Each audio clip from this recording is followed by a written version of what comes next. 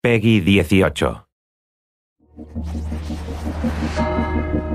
Across the centuries, assassins and Templars wage a hidden war. One side fights for freedom, the other for control. The fate of humanity hangs in the balance, and that balance is shifting. Welcome to Assassin's Creed Brotherhood Diaries. Assassin's Creed is about a grand battle between Templars and Assassins that are hidden behind the scenes of history.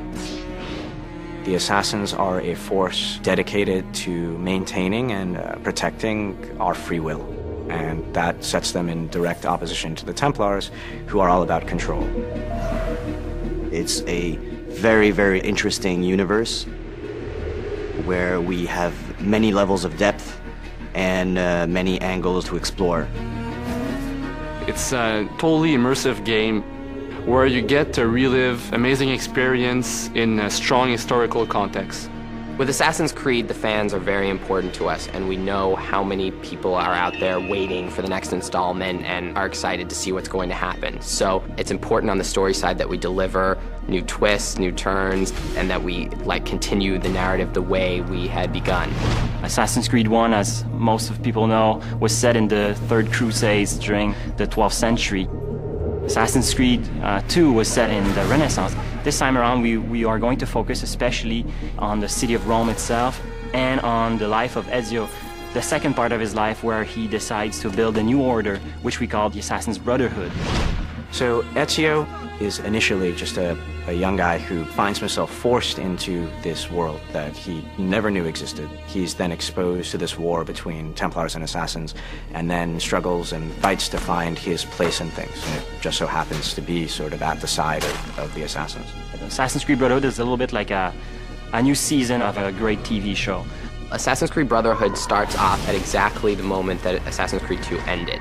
So, when we made Assassin's Creed 2, we understood that Ezio's story was more epic than anything we could tell with one game.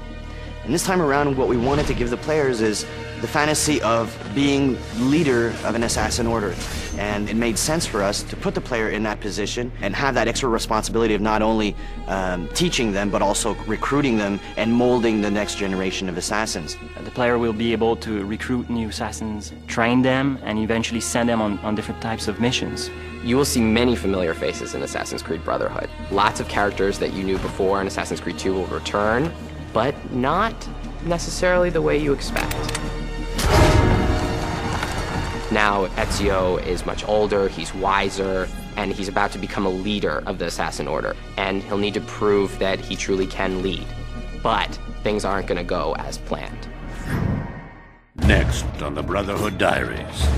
We're introducing a fresh and unique multiplayer experience, so that's the first time we are doing that for the Assassin's Creed franchise. In Assassin's Creed Brotherhood, the player is going to get to actually create the Renaissance in Rome.